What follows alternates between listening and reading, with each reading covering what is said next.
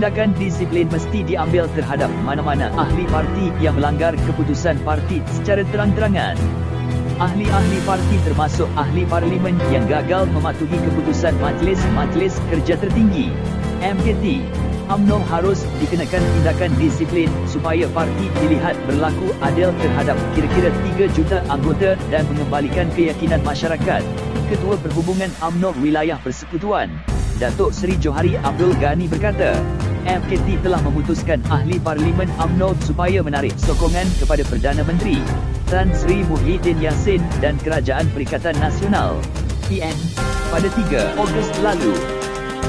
Katanya, UMNO telah memberi justifikasi jelas bahawa penarikan sokongan itu berikutan kegagalan kerajaan PN menguruskan krisis COVID-19 dan penyanggahan yang dibuat terhadap titah yang di-Pertuan Agong. Maka semua ahli parlimen UMNO mesti patuh kepada keputusan parti untuk menarik balik sokongan kepada kerajaan PN. Seramai 14 orang ahli parlimen UMNO telah membuat keputusan untuk patuh kepada keputusan parti, tetapi selebihnya masih belum menzahirkan pendirian mereka.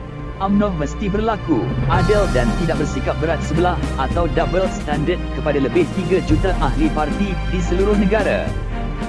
Sebelum ini, parti telah mengambil tindakan disiplin terhadap ahli yang tidak taat kepada arahan parti seperti mana termaktub di dalam Perlembagaan Parti Perkara 20.8b, bahawa setiap ahli UMNO hendaklah mengikut perintah parti.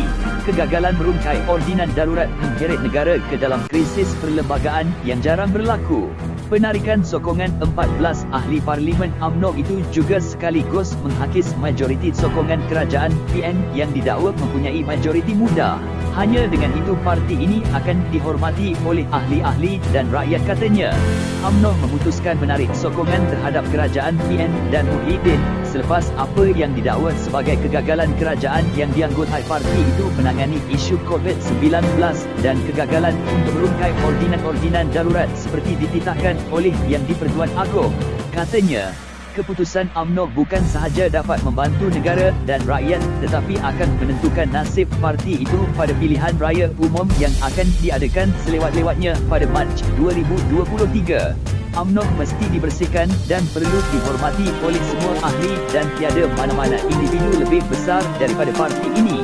Pada pendapat saya, negara ini memerlukan seorang Perdana Menteri interim yang mempunyai kepimpinan baik dan cekap bagi memastikan negara mencapai imuniti kelompok melalui vaksinasi secepat mungkin supaya pilihan raya dapat diadakan bagi menyelesaikan kebuntuan politik ketika ini.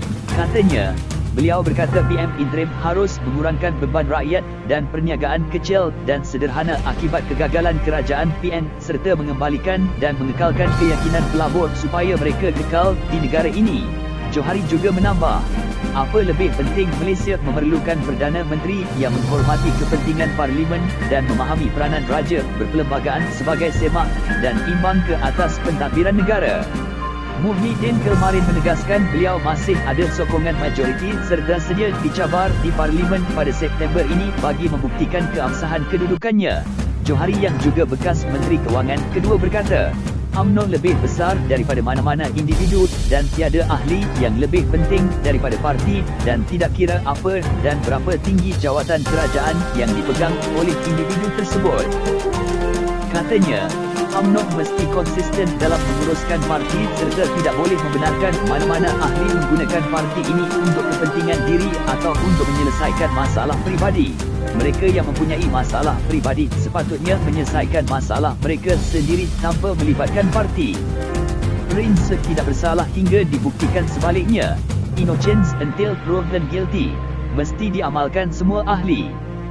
Apabila parti sudah membuat keputusan, setiap ahli mesti patuh kepada keputusan itu.